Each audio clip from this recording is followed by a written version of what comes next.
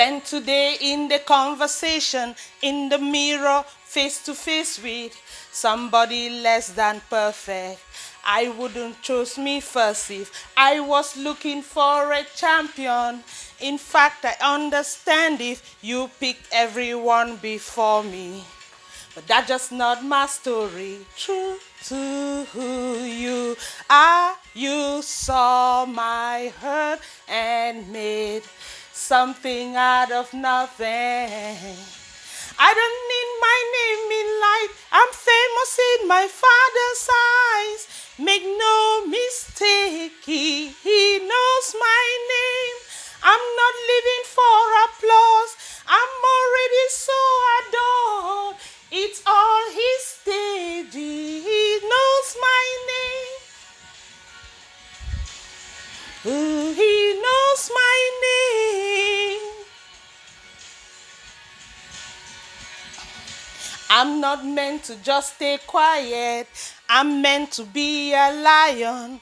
I'll roar beyond the song with every moment that I've got. True to who you are, you saw my heart and made something out of nothing. I don't need my name in lights. I'm famous in my Father's eyes. Make no mistake, he knows my name. I'm not living for applause. I'm already so adored. It's all his stage. He knows my name. He knows my name.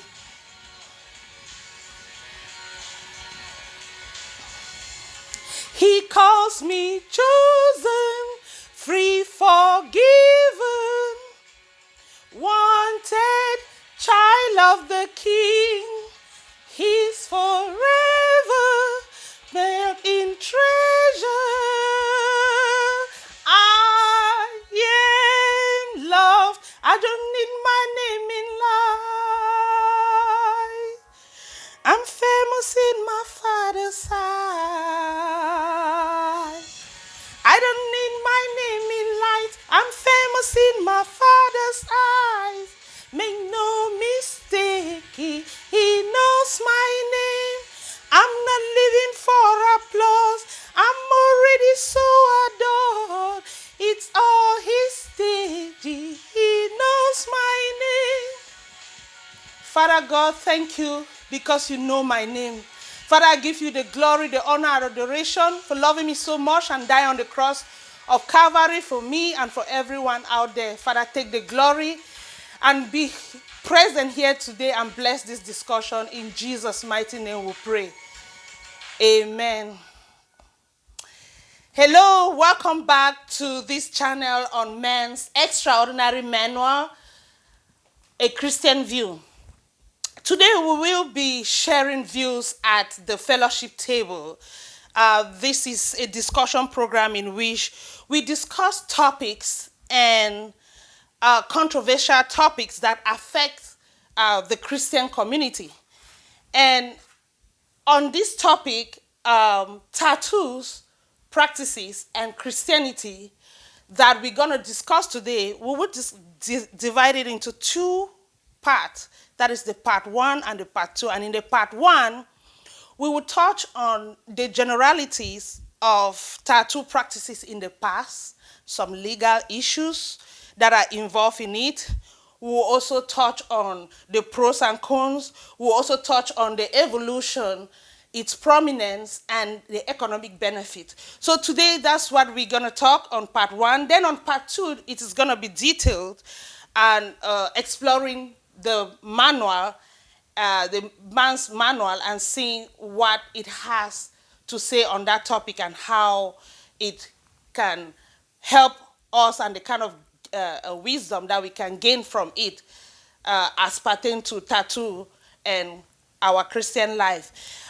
Today, let's get started. I would like to introduce to you some individuals that are very special to me.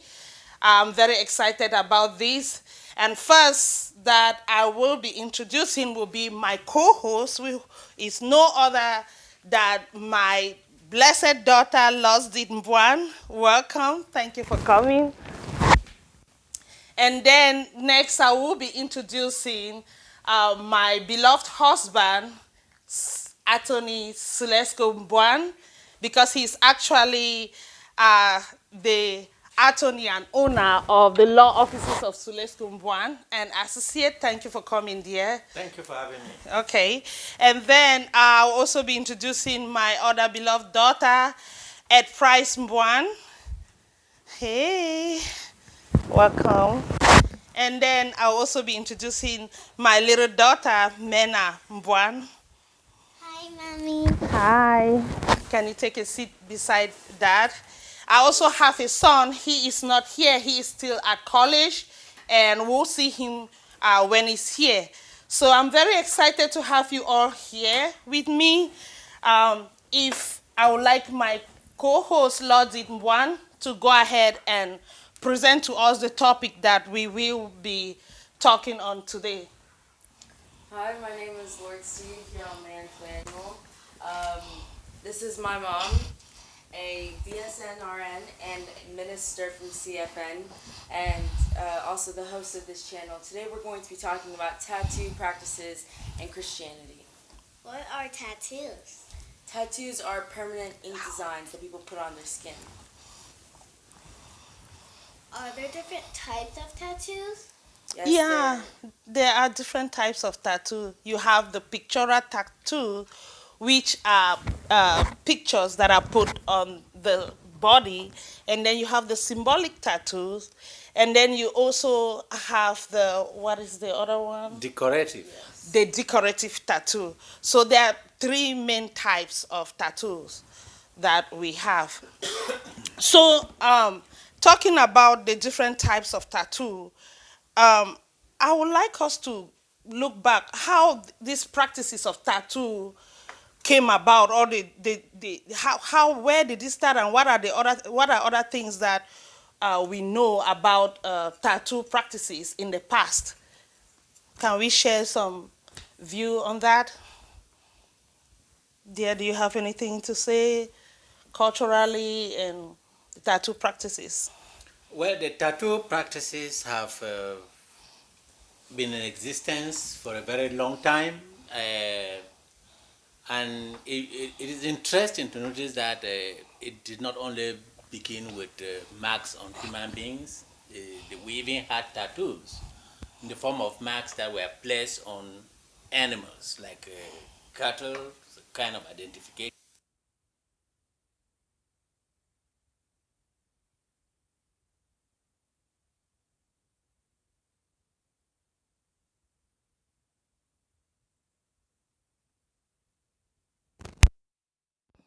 And the reason why it is becoming very prominent in America is because of the economic uh, drive that is associated with the production of tattoo.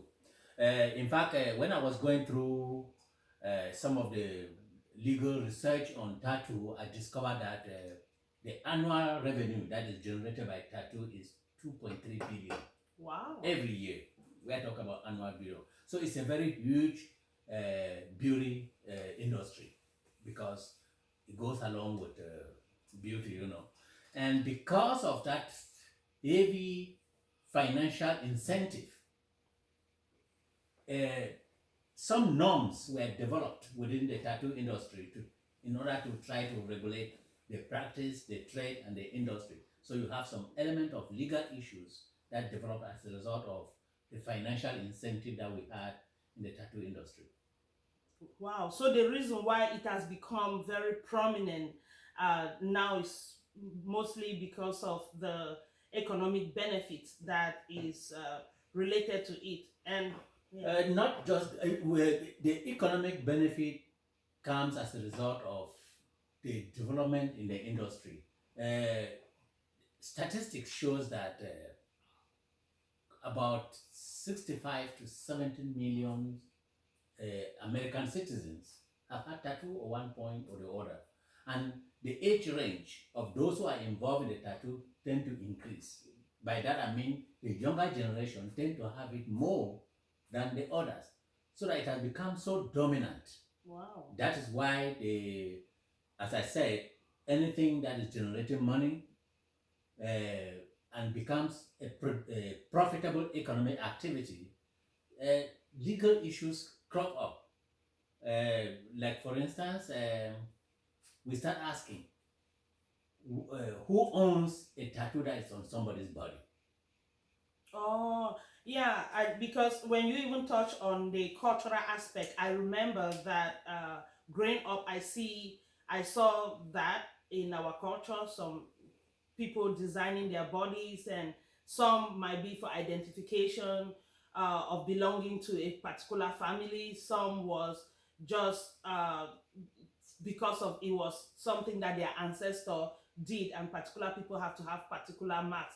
I've seen that in some part of Africa, and it looks like some part of the world too they have that practice going on. But I've also seen celebrities, I don't know if I'm calling it right, yeah, they have it like what do they call this guy? Is it Mark Tyson had a tattoo also. So you touch a little bit on the legal aspect. Care to elaborate a little bit on that? Yeah, what I'm saying is because of the financial incentive, certain norms have developed within the tattoo industry. Because what comes into play is what we always refer to as the copyright or the patent right of the branding of trademarks that are being put. Now, what happens with the tattoo industry is that it is only norms have developed. It has not been legislated. Laws have not been passed specifically concerning tattoos, but the practice in the industry have developed in such a way that it is understood, and the courts tend to lean towards that understanding.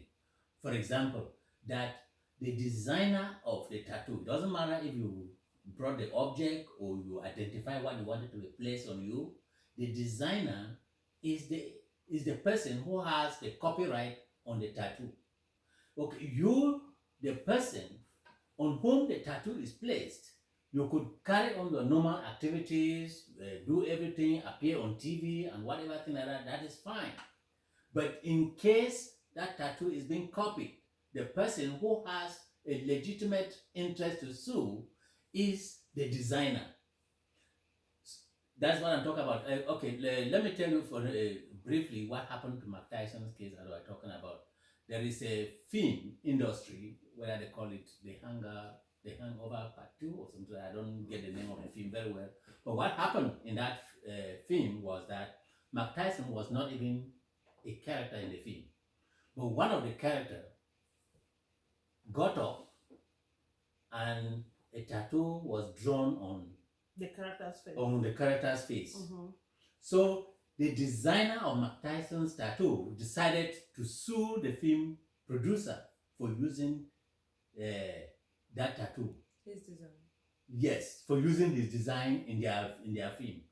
The judge was leaning towards granting the designer some intellectual property right in that work, and therefore the company had to settle, and they paid. So you discover that it wasn't Mike Tyson who was paid, but the designer of Mike Tyson's tattoo.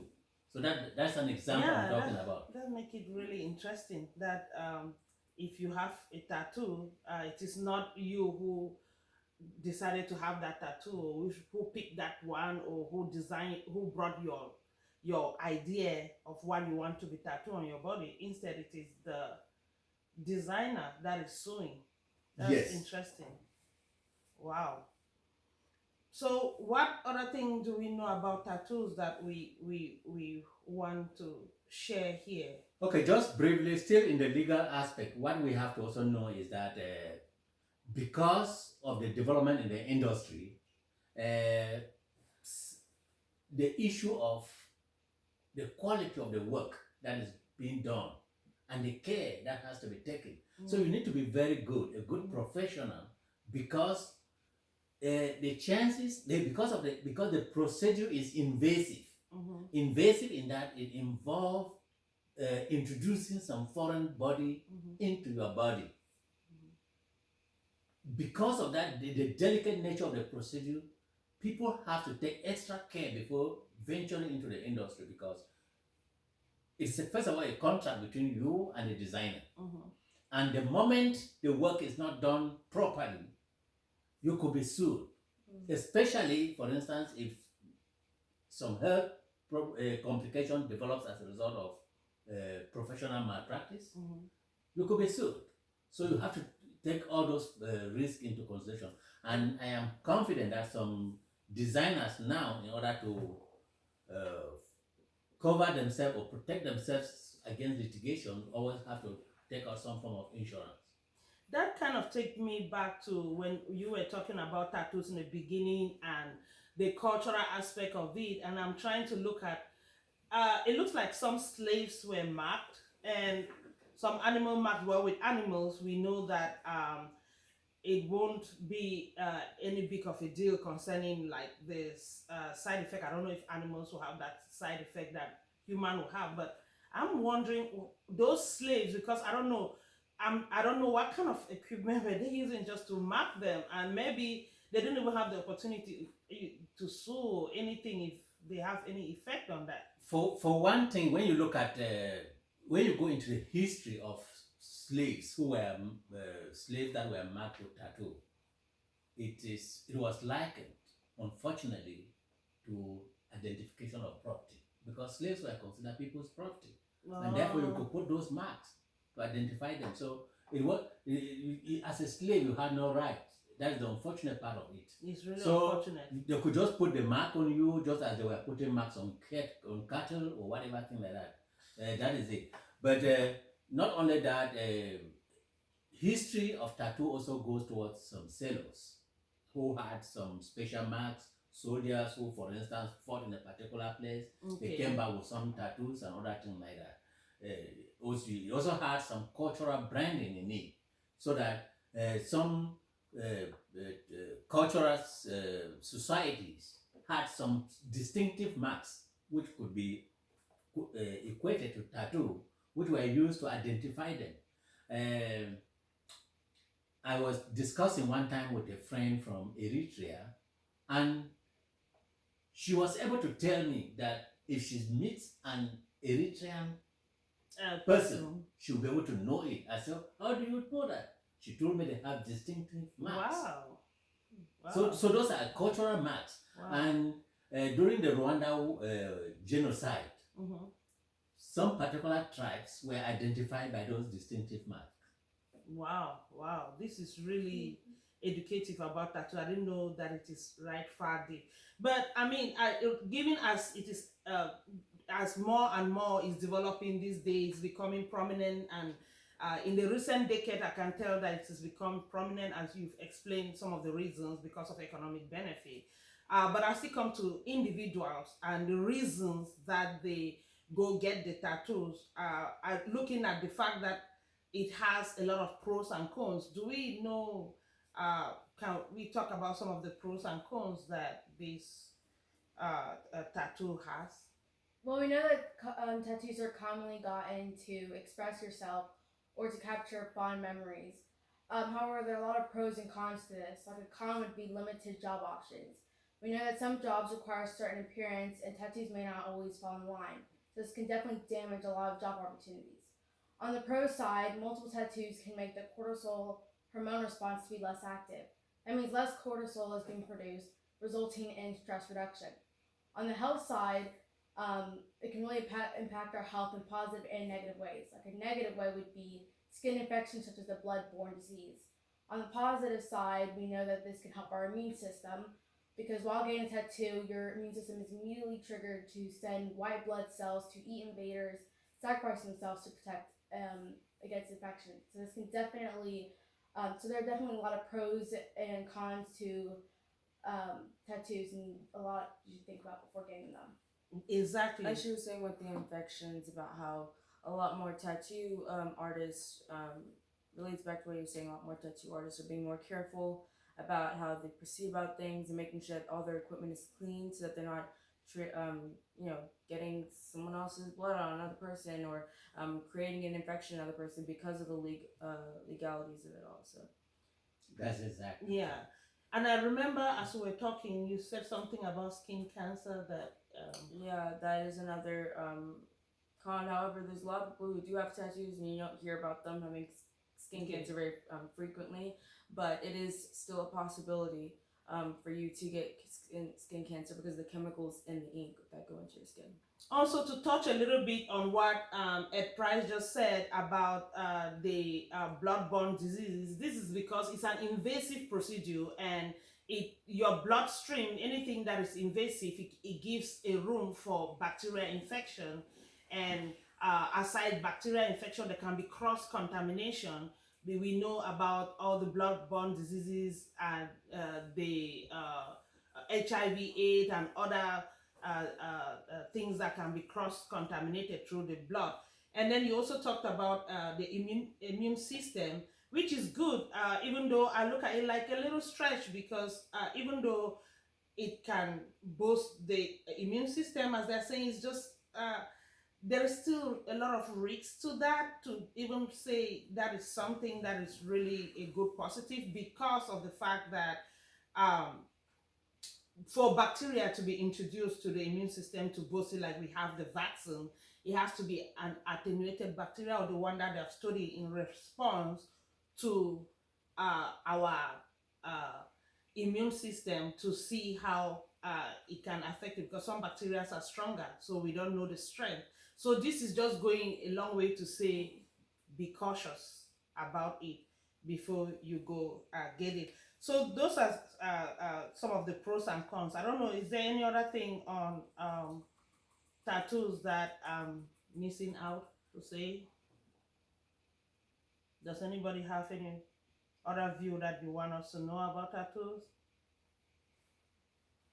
Well, if there's no view, we have exploited all the views that there is to tattoo. I just want to thank you all out there for tuning in. This is what we got for the part 1.